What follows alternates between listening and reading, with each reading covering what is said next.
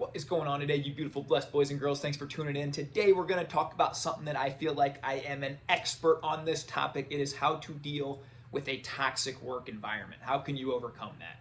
Now, I worked in retail banking for about 6.5 years, and if I'm very honest with you, the environment in retail banking is not the most uplifting, positive place from the different, probably 10, 12 branches that I've visited. You can see by this picture here, I ballooned up about 18 pounds, and it was not from lifting, putting on muscle, my first 1.5 years in corporate, and I very much conformed to the office, kind of what was normal there. The office snacks every day, people bringing in donuts, getting the Starbucks run, then everybody, oh, we're gonna bring in lunch, we're gonna have cake to celebrate this person's this or something. There's just always snacks, and that kind of environment is very hard to win at and stay high energy. Even worse than that, though, to be honest, what happened to my body, I think was the first 18 months, 2 years, what really happened to my mind and my soul in this kind of office environment where the level of toxicity was just incredible, to be honest. Like nothing I'd ever seen or been around. It was my first time in a corporate setting or in a job setting, to be honest, and everyone just complained every day. That was the norm. It was, I hate that it's Monday, I can't wait till it's Friday. I can't wait till this week's over. I hate this client. My boss is unfair. I hate having to do this. It was just constant, incessant complaining. And I wish I could say from the beginning that I just rose above that and just had an amazing work experience. But if I'm very honest, I let that get to me too. And I sort of conformed to that energy for about 1.5 years, somewhere in there. And then one day, guys, I woke up and I said, you know what? I'm tired of the person I'm becoming. I'm no longer going to conform to this type of energy.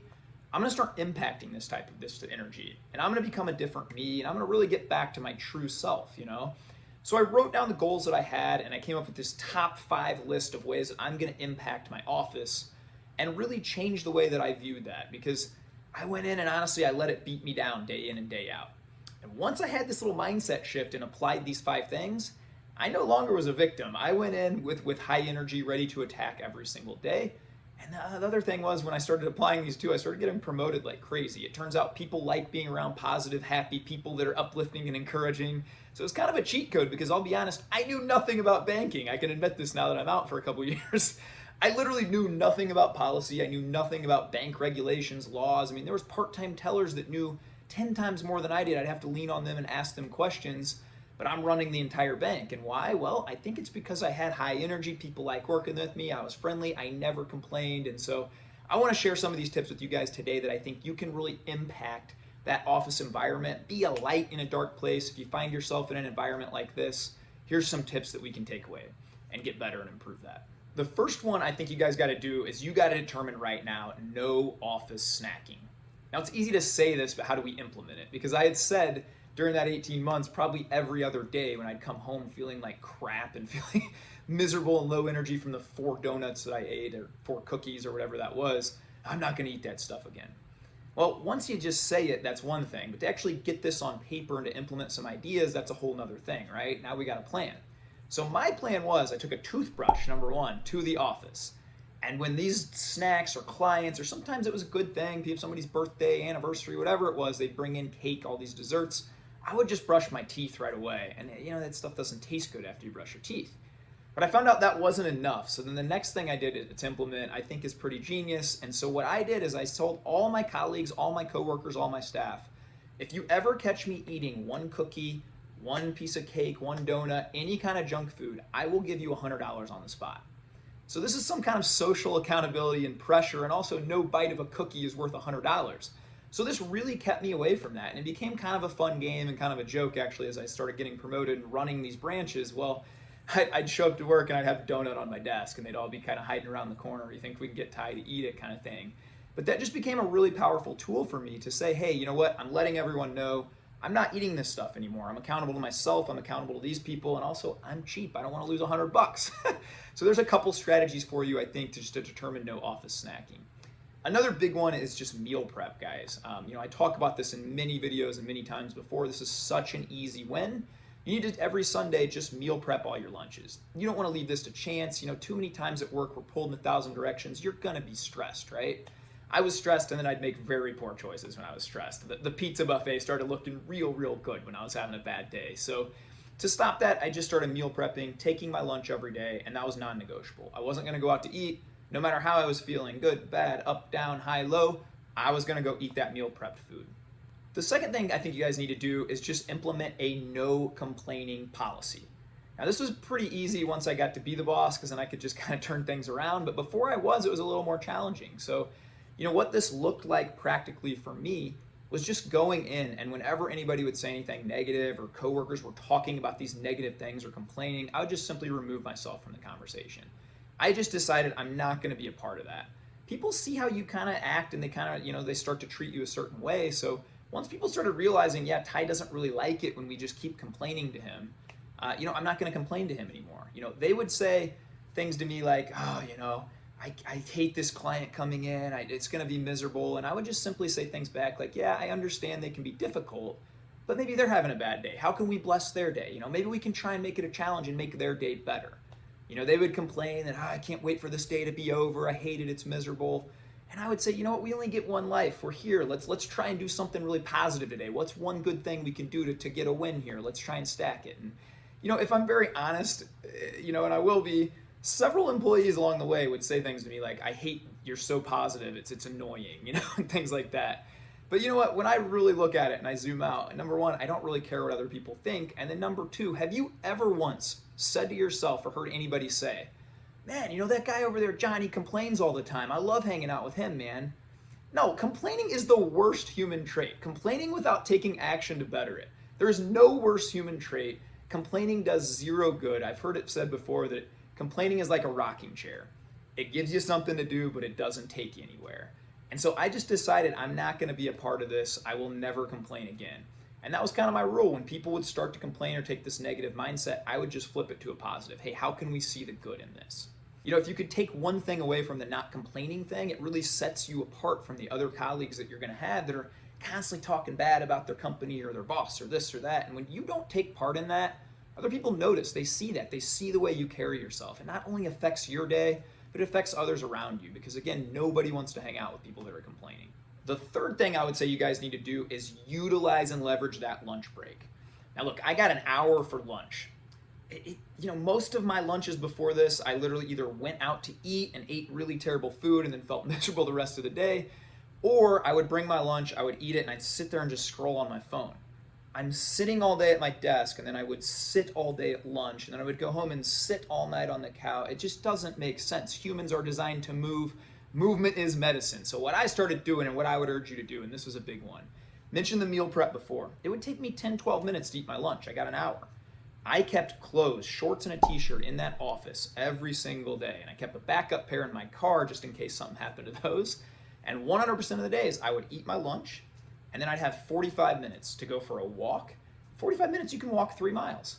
Or I'd go down and, even when I got a lot more into this, you can see right here, I actually put up a punching bag, a yoga mat, brought in some dumbbells. I created a whole gym in my workplace. Now, some of the employees at first were just kind of making fun of me, saying, oh yeah, you're going to be sweaty, disgusting for clients. This isn't going to be a thing. But like I mentioned before, guys, people secretly admire your discipline. They might not say it at first, but to be honest, they're going to admire that level of discipline. The coolest thing ever happened once I started doing this. I put the gym downstairs. I had 3 or 4 colleagues that were routinely going down there during their lunch, during break to get their workouts in. One of my good buddies, Chance, shout out to Chance. This guy lost somewhere in the neighborhood of 40 some pounds just by meal prepping and walking on his lunch, implementing those things because he saw me doing it first. So you can really start to impact your environment, impact these people that you're around, which is pretty amazing. The fourth one I want to say, guys, and this is pretty funny, but I know it's true. If we're working an 8-hour day in a retail company, let's be honest, we're probably working 3.5, 4, maybe you're an overachiever, 4.5, 5 hours tops during the day. The other few hours you're goofing around, man. You're horsing around with colleagues or whatever it is. So what I decided to do is start to leverage every single moment towards my goals and my dreams. I kept notebooks there, I kept books there, and you know what? When I had all my tasks done, I started working on my stuff. When I had 10 minutes in between a client, I would frequently go in the break room and do some diamond push-ups and get some extra little workout in for the day. One time I had a coworker at one of my last branches I was at that came in during my push-up break. He came in to eat donuts. You can see by this picture right here. Here's what they were coming in to do and graze on those donuts. I was in there doing push-ups. This 25, 26-year-old kid, and he says to me, Tyler, I see you working out a lot and eating really healthy, not turning down the food. What are you training for?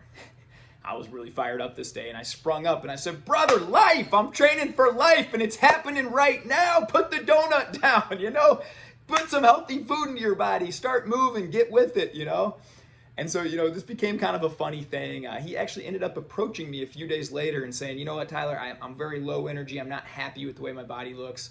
Can you kind of give me some tips? I want to start to change this around, right?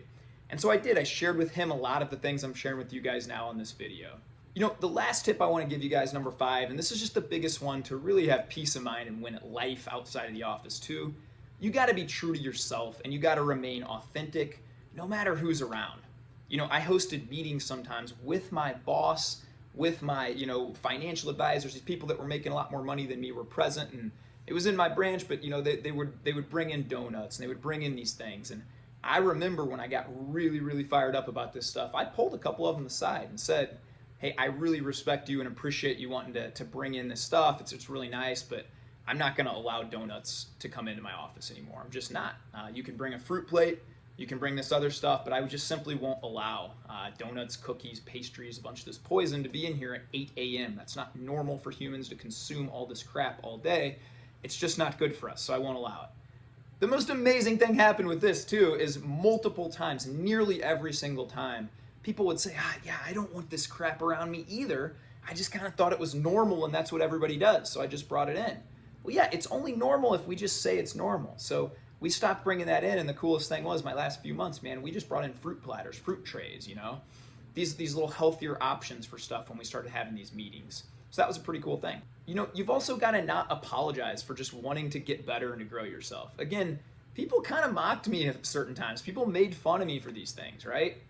Yeah, then at 37, I no longer needed corporate, and I got to be my own boss and work on all my dreams and do the things I want to do every day. So look, if you want to be normal, then keep going along with it and just do what everybody else is doing. But if you have something burning inside you, a vision on your heart, a vision in your mind of where you want your life to go, you simply can't conform to that low energy, those snacks, that complaining that goes in the office. You have to set a higher standard for yourself, and you can't apologize for it. I was going to be me above all else. If my boss didn't like it, that's a him problem. If my coworkers didn't like it, that's a them problem. I'm going to go in and be high energy, friendly, magnetic. I'm going to be that kind of guy that I know I can be every day, and I'm not going to apologize for it. And I think you need to make up your mind that you're going to do the same thing today. I'm going to give you guys a bonus one here too. This one was really helpful for me as I was changing a lot of those key habits in my life. So I changed all the passwords in my office computer. So 60, 70, 80 times a day I had to unlock my computer with a password. And so what I started doing was changing my passwords to align with my goals. When I was wanting to drink a lot more water and make that the habit and wean off the soda and the sugary coffee crap and stuff like that, I just changed all my passwords to, hydrate 1, 2, 3 or drink more water. Well, when I'm plugging that in 60, 70, 80 times a day, that's top of my mind, right? When I was changing that habit into going for a walk at lunch, all my passwords were high energy. I can say this now that I've escaped corporate, but my last year or two of corporate banking, all my passwords were escape corporate, get out of the bank, be your own boss, freedom, constantly programming my mind to leverage every minute and build my own thing on the side. So that's a bonus tip for you guys I think was very helpful for me. You can do this at your home office too. Guys, I mentioned that coworker a few tips before that kind of approached me after I kind of shocked him in the break room and asked me, how he could change these things. And I actually put in my 2 weeks about 2 weeks after that happened, and so I stopped working at the bank and been my own boss ever since. But I actually went back a few months after that interaction just to kind of check on him and see if he had implemented some of these things. And I remember walking in and pulling him aside and saying, hey brother, how's it going? Are you meal prepping? Are you walking every day? Are you doing some of these things? And he just kind of looked at the ground and he said, it's just not really like that around here, Ty. I haven't really done it, And that's the thing, guys. It's never going to be like that. You're never going to go into an office and it's magically just going to be like everybody's super high energy and positive and building everybody up and encouraging and wanting you to be the best you. Offices just aren't designed like that for whatever reason. So you've got to take it upon yourself today to say, I'm no longer going to conform to that low energy and that low standard. I'm going to impact it. I'm going to raise my standard, and other people will come along with you. Like I said before, I had 3, 4, 5 people that were going out for walks by the end of my time at banking. I had people losing a bunch of weight and getting healthier, and I impacted those people. More than that, I impacted myself and I changed the whole direction of my life. You guys can do the same today too. So, nothing can crush your peace, your soul, your mind, your body more than that toxic work environment. But I beg you guys today to no longer be a victim of that like I was and like I allowed for 18 months, but draw your line in the sand today and say, today's my day. Tomorrow I go in with a plan. I'm going to implement some of these things. You know what? I might be different, but guys, nobody ever changed the world by fitting in. Sometimes you got to be bold and you got to walk a different path to get to a different route. So I thank you guys for watching. I hope you can implement some of these strategies and really turn that toxic work environment around. Much love, guys. Above all else, just be kind to yourself. Be kind to everybody else you encounter. Let's go change the world, baby. Bless up. Have the best day.